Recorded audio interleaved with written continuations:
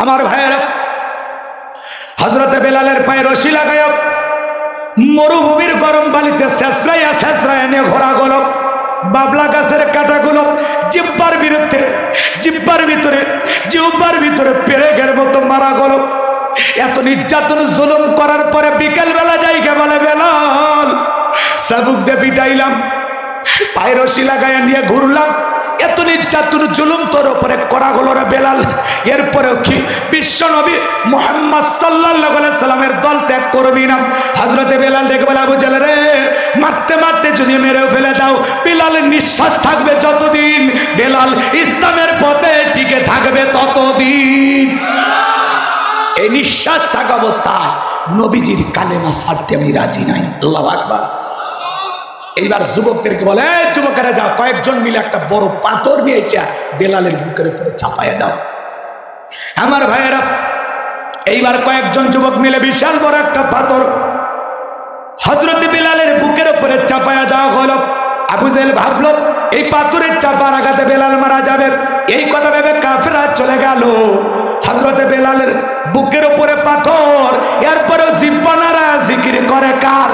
জিকির কিন্তু বন্ধ নাই, জিকির চালু আছে। এত কষ্ট নির্যাতন, তারপরে জিকির ছাড়ে না। আপনাকে তো জিকির করার জন্য কেউ পিটাই না, মারে না, আঘাত করে না, বন্দি করে না। তারপরে কপালপুর আমরা আল্লাহর জিকির করি না। জিকির করার জন্য আলাদা সময় লাগে না। চলতে চলতে জিকির করা যায়, দোকানদারি করতে করতে জিকির করা যায়, রিক্সা ভ্যান চালাইতে চালাইতে জিকির করা যায়, মাঠে খামারে কাজ করতে করতে জিকির করা যায়। সবসময় জিকির হবে কার? হাদিস শরীফের ভিতরে আসছে, যে জিহ্বাটা আল্লাহর জিকিরে ভিজা থাকবে, ওই জিহ্বাওয়ালা মানুষ কোনদিন জাহান্নামের আগুনে জ্বলবে না। সবসময় জিকির করবো কার? ফাযকুরুনি আযকুরুকুম ওয়াশকুরুলি ওয়ালা তাকফুরুন। তোমরা আমারে স্মরণ করো, আমি আল্লাহ তোমাদেরকে স্মরণ করবো। আল্লাহু আকবার বলো। তাহলে জবান দিয়ে জিকির হবে কার? আরো জোরে বলেন কার? কষ্ট হচ্ছে আপনাদের? আমার ভাইয়েরা, হৃদয়ের কান পেতে কথাগুলো শুনবেন। আমি যে কথাগুলো আপনাদের উদ্দেশ্যে বলতে চাচ্ছিলাম, গভীর মনোযোগ দিয়ে শুনবেন।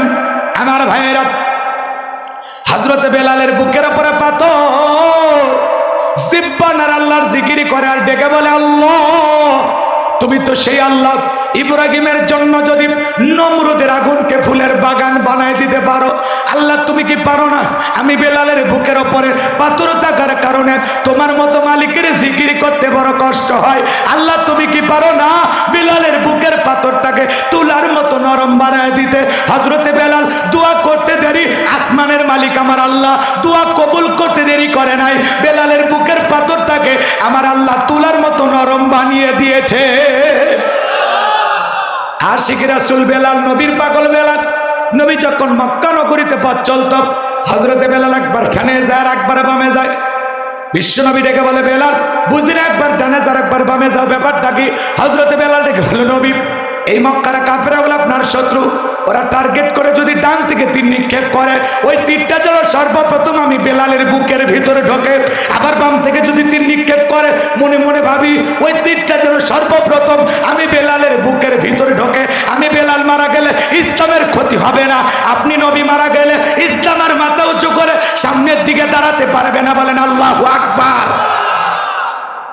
আশিক রাসূল বেলাল, নবীর পাগল বেলাল, নবীকে পাগলের মতো ভালোবাসতেন। আল্লাহু আকবার।